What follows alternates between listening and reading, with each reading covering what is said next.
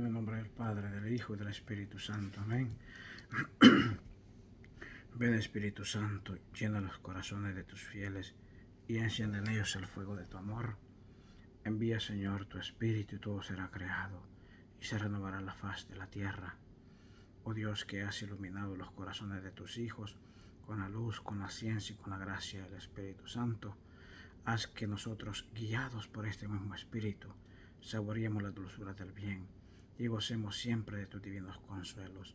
Por Jesucristo nuestro Señor. Tú, Señor, que eres la verdadera fuente de luz y sabiduría y el soberano principio de todo, dígnate infundir sobre las tinieblas de mi entendimiento el rayo de tu claridad, removiendo de mí las dos clases de tinieblas en las que he nacido, el pecado y la ignorancia. Tú que haces elocuentes las lenguas de los niños, instruye mi lengua y difunde en mis labios la gracia de tu bendición. Dame agudeza para entender, capacidad para retener, sutileza para interpretar, gracia y abundancia para hablar. Dame acierto al empezar, dirección al progresar y perfección al acabar. Oh Señor, que vives y reinas, verdadero Dios y verdadero hombre, por los siglos de los siglos. Amén. Lámpara es tu palabra para mis pasos, luz en mi camino. Virgen María, Madre de la Palabra hecha carne, ruega por nosotros. En nombre del Padre, del Hijo y del Espíritu Santo. Amén. Buenos días, queridos hermanos. Vamos a meditar, a leer y a meditar un poco en las lecturas que nuestra Santa Madre Iglesia nos propone para este día, viernes 14 de noviembre del año 2025. Estamos en la semana 32 del tiempo ordinario, ¿verdad? Estamos acercándonos casi al final del año litúrgico. Ya quedan pocas semanas para que termine el año litúrgico, entonces vamos a leer y a meditar un poco las lecturas de este día. Pero antes voy a hablar un poco acerca del santo del día. Este día la Santa Iglesia Católica celebramos a San Serapio, ¿verdad? San Serapio, él nació por el año 1179,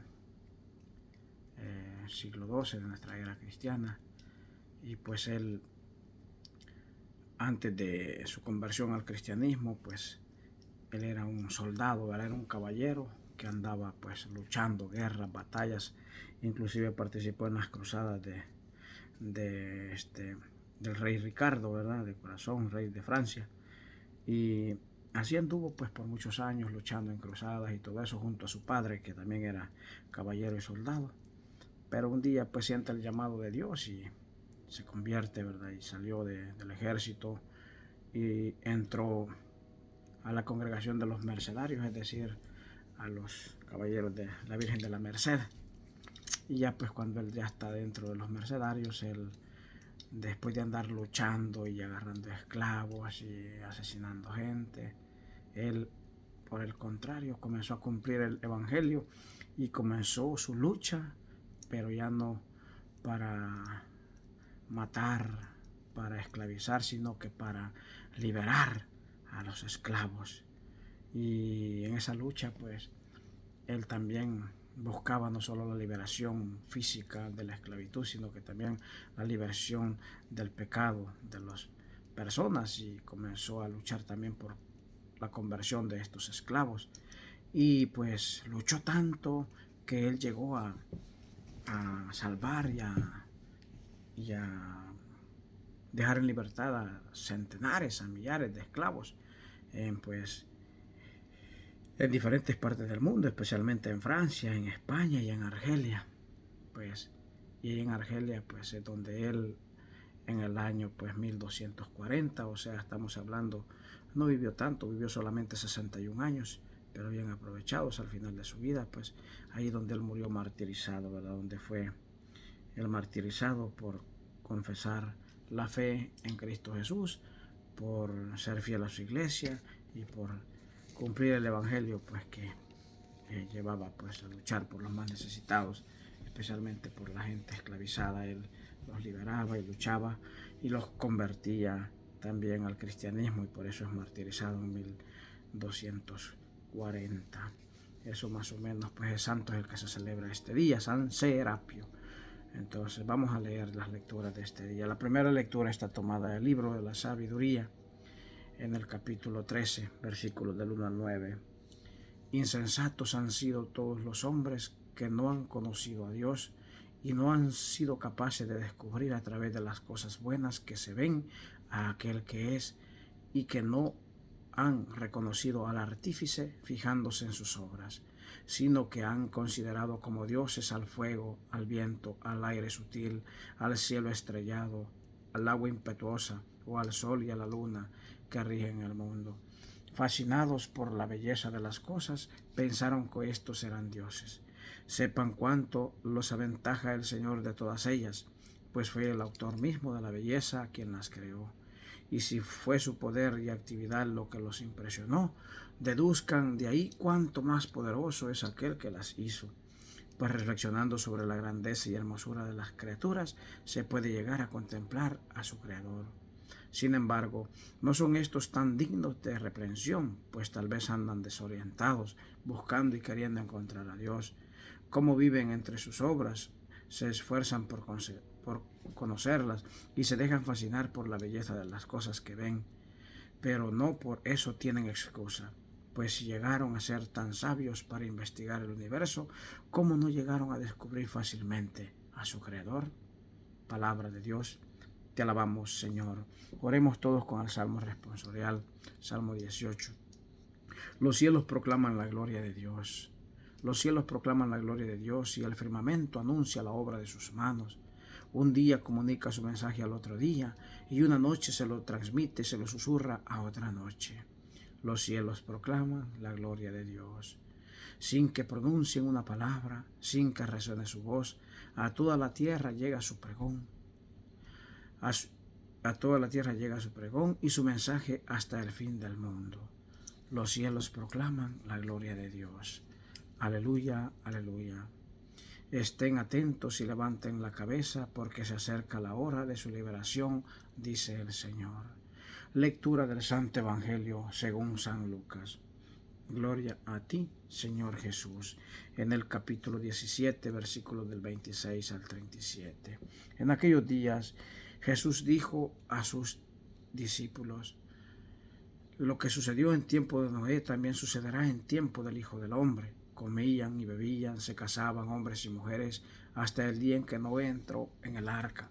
Entonces vino el diluvio y los hizo perecer a todos. Lo mismo sucedió en tiempos de Lot. Comían, bebían, compraban y vendían, sembraban, construían. Pero el día en que Lot salió de Sodoma, llovió fuego y azufre del cielo y los hizo perecer a todos. Pues lo mismo sucederá el día en que el Hijo del Hombre se manifieste.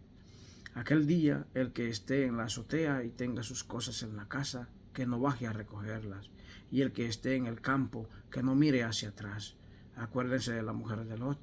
Quien intente conservar su vida, la perderá, y quien la pierda, la conservará. Yo les digo, aquella noche habrá dos en un mismo techo. Uno será tomado y el otro abandonado. Habrá dos mujeres moliendo juntas, una será tomada y la otra abandonada. Entonces los discípulos le dijeron: ¿dónde sucederá eso, Señor? Y él le respondió: donde hay un cadáver, se juntan los buitres. Palabra del Señor. Gloria y honor a ti, Señor Jesús. Vemos cómo sigue la secuencia de este libro maravilloso, el libro de la sabiduría.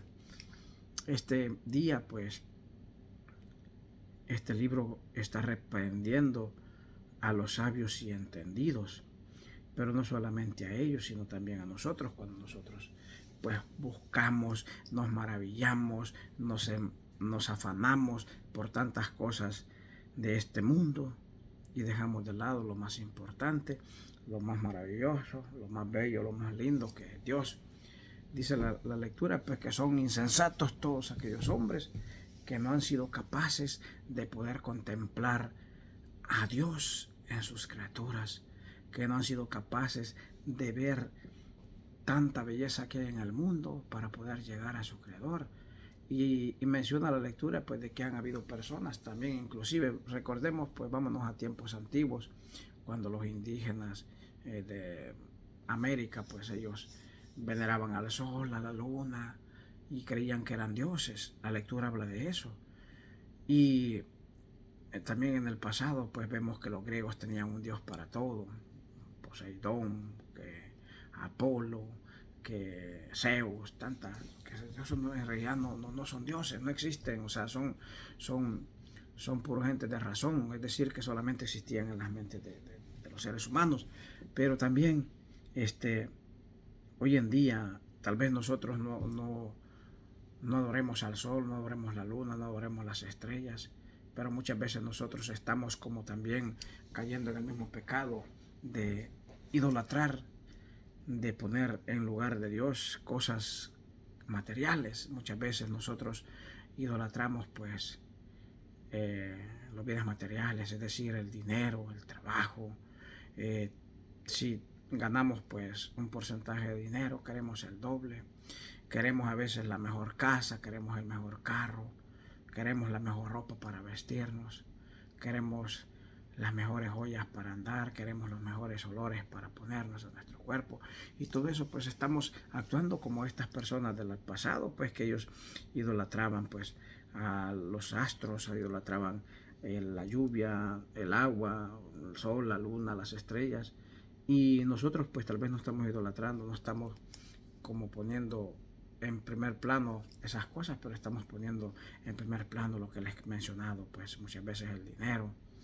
Y ahí es donde muchas veces nosotros pues nos confundimos, que a veces hay quienes que nos critican y dicen que nosotros los católicos somos idólatras por tener alguna imagen, algún santo, alguna imagen de la Virgen María, y eso no es idolatría. Idolatría pues es algo que va más allá, ¿verdad? Dios, recordemos que idolatría pues es poner algo en el lugar de Dios. Si nosotros una imagen pues no nos separa de Dios, no nos aparta de Dios, sino que al contrario nos hace recordar y acercarnos más a Dios. Entonces Dios no está en contra de las imágenes, Dios está en contra de la idolatría, que pongamos pues las cosas materiales, que pongamos a la esposa, a los hijos, nuestros bienes materiales, la troca, el carro, la casa, nuestro trabajo, nuestro dinero en lugar de Dios. Eso es idolatría. Entonces no nos confundamos, ¿verdad? No malinterpretemos la palabra de Dios. Entonces una imagen no nos aparta de Dios y Dios no está en contra de las imágenes. Dios por el contrario, Él mismo las manda a hacer. Pero muchas veces nosotros no nos formamos, no estudiamos la palabra de Dios y por eso es que muchas veces nos confundimos. Y vemos pues que el libro de la sabiduría pues continúa, ¿verdad? Diciendo de que los hombres se maravillan de la hermosura de las cosas creadas, pero que somos tan insensatos que no somos capaces de ver que es mucho más hermoso el artífice, es decir, el creador, aquel que hizo todo con su palabra y que lo hizo todo con y por amor a su creación. Pues si nos vamos al libro del Génesis, en el capítulo 1, cuando Dios comienza a crear todo, dice que Dios al final de cada creación que hacía, Él decía, y vio Dios que todo era bueno. Y amaneció, y anocheció, y amaneció el segundo día. Y si continúa la creación, y vio Dios que todo era bueno. Entonces, vemos, eso pues se llama la divina providencia, ¿verdad? Que es el cuidado con el que Dios creó y con el cuidado que Dios tiene de toda su creación, de todas sus criaturas, de todo lo que Él ha creado, ¿verdad? Con ese amor, con esa delicadeza, con ese esmero que Él cuida de todo lo que Él ha creado.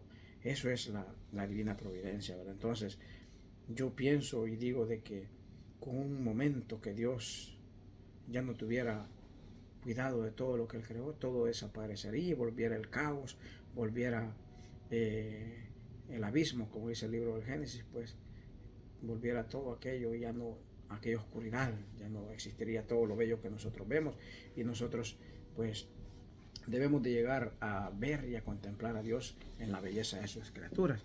Hoy en día vemos pues que la ciencia, la tecnología está tan avanzada, pero todavía seguimos con esa ceguera espiritual de que seguimos maravillados, seguimos descubriendo cosas, que el hombre pues descubrió el movimiento, que descubrió pues el cómo poder ir hasta la luna, cómo explorar el espacio, cómo poder pues inclusive curar algunas enfermedades. Pero imagínense qué sabiduría, qué entendimiento Dios ha dado, pero no somos capaces de trascender el conocimiento material ¿Y por qué si son la ciencia y los hombres son tan sabios para hacer descubrimientos como esos, por qué siguen asesinando niños en el vientre materno a través del aborto? ¿Por qué se sigue practicando la eutanasia, el infanticidio? O sea, todo eso pues desagrada a Dios. Entonces estamos peor que los indios, peor que la gente indígena que existía, que cambiaron el oro por un espejo, que fueron engañados, pues, y que ellos adoraban pues al sol, a la luna. Estamos peor nosotros porque estamos tan enfocados en descubrir, en explorar y en llegar a grandes conocimientos, pero estamos dejando de lado y nos estamos materializando y estamos dejando al lado a Dios, sabiendo que toda sabiduría y todo conocimiento viene de Él. Pues entonces estamos nosotros bien mal en ese sentido. Entonces dice de que esas personas que existieron en el pasado, pues no había tanto, pues no conocían de Cristo, no había tanta evangelización, no había, no había tanto, Dios no se había manifestado de tal manera, tanto así como para que ellos pues tengan todo lo que nosotros tenemos, la Sagrada Escritura, tantos libros, tantos sacramentos, tantas personas que nos hablan de Dios, y por eso ellos son menos dignos de reprensión. Pero nosotros, que hoy no hay ignorancia, hoy no hay nada, pues todo, tanto la tecnología, el internet y todo podemos encontrar. Si no nos gusta leer libros, nos gusta la tecnología, en los teléfonos, en las tablets, en las computadoras podemos encontrar todo acerca de Dios, pero nosotros nos enfocamos en otras cosas y dejamos de lado a Dios, y allí pues la primera lectura nos está llamando insensato, ¿verdad? Porque no somos capaces de buscar a Dios. Y desde el principio del cristianismo pues han existido mentes súper brillantes. En la edad antigua, San Agustín, en el libro de sus confesiones, él dice pues que él buscaba a Dios fuera de él. Sabiduría, dice, tan inmensa, yo te buscaba fuera de mí y tú estabas en lo más íntimo de mí, y mi corazón estará inquieto hasta que no descanse en ti. San Agustín, pues él vivió una vida totalmente desordenada antes de su conversión, pero después, cuando él ya se convierte, comienza a enfocarse pues en buscar el verdadero sentido de la vida, que Dios, ¿verdad? Él ya dejó de lado. San Agustín era una mente tan brillante, pues era un erudito, era una persona que hablaba bien. Entonces él era un orador experto, era un filósofo, y ya después se convierte en teólogo, pues, y él ya se enfoca más en buscar de Dios.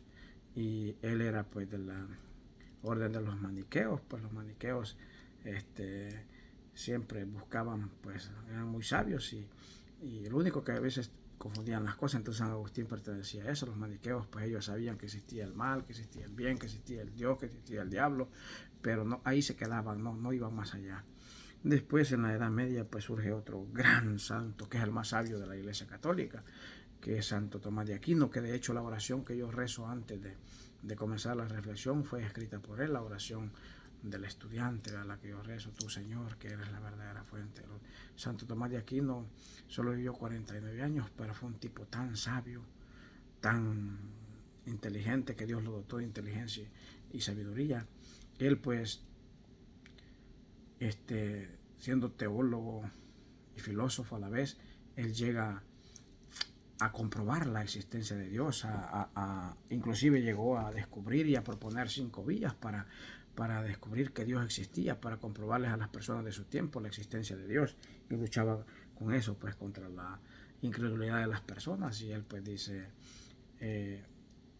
prueba 5 vías para ver que Dios existe. La primera vía pues hablaba de la vía del movimiento, donde él decía de que si todo se movía tenía que haber un motor inmóvil que movía a todo a lo que se mueve, ¿verdad? También decía de que cada causa tiene su efecto, y que tenía que haber una causa más importante, que es la que movía las demás causas. Y después decía que así como existían tantos seres que eran contingentes, es decir, tantos seres que necesitan de otros para existir, también debería existir un ser necesario que no necesitaba de nadie para existir, y ese ser necesario era Dios, y así sucesivamente. Pero no vamos a entrar en eso el tema, sino que lo que quiero hacer y poner en énfasis es de que debemos de nosotros pedirle a Dios que nos ayude, que nos dé el don de la sabiduría y de entendimiento para poder contemplarlo a Él en la creación, ¿verdad? En tantas maravillas que vemos ahora, pues vemos en estas grandes ciudades de países súper desarrollados, grandes construcciones, grandes edificios, grandes cuestiones como la ciencia y la tecnología está tan avanzada, ¿por qué no ver de que detrás de toda esta ciencia, de toda esta sabiduría, de toda esta belleza material, hay un ser más maravilloso que es Dios, que es el que creó, el que da la inteligencia, la sabiduría a todo ser humano? Y vemos pues que el Salmo responsorial dice que todos los cielos proclaman la gloria de Dios y que los cielos proclaman la grandeza de Dios y el firmamento anuncia sus obras, las obras de Dios, y que la noche pasa su mensaje a la noche y el día a otro día, sin que hablen, sin que pronuncien, sin que resuene su voz. Pero ahí se nos está manifestando Dios en tantas maravillas que vemos en el mundo. Y pues en el Santo Evangelio pues encontramos este maravilloso pasaje, hablando ya pues de la segunda venida de nuestro Señor Jesucristo, la parucía del Señor, es decir, de la segunda venida escatológica. Voy a hablar un poquito de esto para que no nos confundamos, ¿verdad? Quiere decir que el Señor Jesús ya no va a venir como ese niño recién nacido, humilde, que nació, que se encarnó en las purísimas entrañas de María Santísima y vino a este mundo a hacerse semejante a nosotros en todo menos en el pecado, que vino a hacer el bien, a curar enfermos, a sanar y a liberar las ataduras del pecado y de la muerte y a sanar a todos los oprimidos por el diablo. Ya no va a venir así, sino que Él ya va a venir la segunda venida escatológica. Quiere decir que Él va a venir como rey, con su poder, con gloria, y va a venir ya pues por todas las personas a arrebatar su iglesia, va a venir ya por todas sus personas con el yelmo en su mano y con pues la balanza de la justicia para pesar nuestras obras y ver si somos encontrados dignos de ser llamados benditos de su Padre o malditos de su Padre, pues al no hacer la voluntad de Dios. Así es como va a venir el Señor nuevamente. Y dice el Evangelio pues de que cuando el Hijo del Hombre venga va a suceder como en tiempos de Noé, quienes yo creo que todos hemos escuchado alguna vez, o al menos lo hemos visto en la televisión, una película, o hemos leído o hemos escuchado la historia de Noé. Dice que cuando Dios le dice a Noé que construya un arca porque va a borrar todo, estaba arrepentido de todo lo que él había creado y lo iba a borrar de la faz de la tierra. Dios le ordena a Noé que haga un arca. Y todos se burlaban de él, todos se reían de él, que es viejo loco, que está enfermo, que aquí cómo va a hacer un barco en tierra seca, que dónde está el océano y todo eso. Pero ya Dios había hablado con Noé, pues, y dice que se casaban, vendían, vivían, compraban, y la gente vivía en un libertinaje horrendo. ¿Y qué pasó? Con el tiempo llega el diluvio, Moisés entró en el arca y Dios la selló Noé la cierra por dentro y Dios la sella por fuera, y todos perecieron menos Moisés y su familia y la pareja de animalitos que Dios le ordenó que pusiese pues dentro del arca, ¿verdad? Y también nos pone como ejemplo el tiempo de Lot. Dice que unos se casaban, bailaban, comían, vendían, compraban y todos vivían una vida totalmente desordenada. Vemos, eso sucedió pues ya en tiempos de Abraham, en tiempos de Lot, en esas ciudades tan perversas que era Sodoma y Gomorra, pues que el pecado de sodomía, pues para los que no saben qué es el pecado de sodomía, por qué se llamaba Sodoma esa ciudad, era porque ya los hombres ya no se casaban con mujeres, sino que hombres con hombres, mujeres con mujeres. Pero hoy el mundo estamos peor que en tiempos de Sodoma y Gomorra, estamos peor que en tiempos de Noé.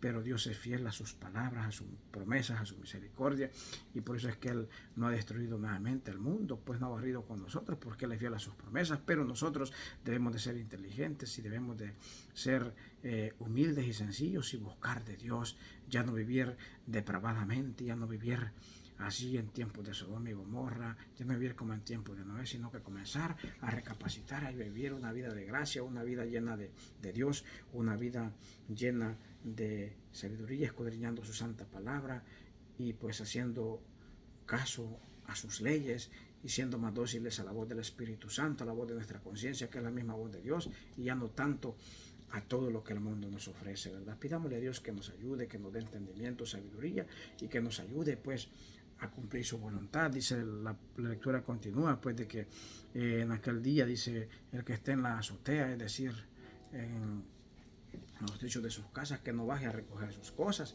y que el que esté en el campo, que no mire hacia atrás, que no vaya a su casa, porque el día del Hijo del Hombre va a llegar así, la venida del Hijo del Hombre va a llegar así como un ladrón, así como un relámpago aparece en un extremo del universo y ya movemos en el otro extremo, así va a ser de rápido, y entonces debemos de estar preparados, ¿verdad? Nosotros no debemos preocuparnos el fin del mundo, no debemos preocuparnos el fin de nuestra vida, no debemos preocuparnos tanto el juicio particular, que es la muerte de cada ser humano, ni el juicio final, que es cuando Dios venga en su segunda venida, como les digo, con poder, con gloria, con majestad, a pagar a cada uno según sus obras, sino que lo que debe preocuparnos es cómo estamos viviendo nuestra vida, y arrepentirnos, buscar de Dios, vivir una vida de oración, una vida sacramental, y comenzar a caminar en fe, comenzar a caminar en gracia, y sabemos de que no estamos solos, que tenemos la ayuda y la misericordia de Dios, la ayuda de sus sacramentos, la poderosa intercesión de nuestra Madre Santísima, y pues la inducción y la efusión del Espíritu Santo, que es el que nos mueve, el que nos conduce,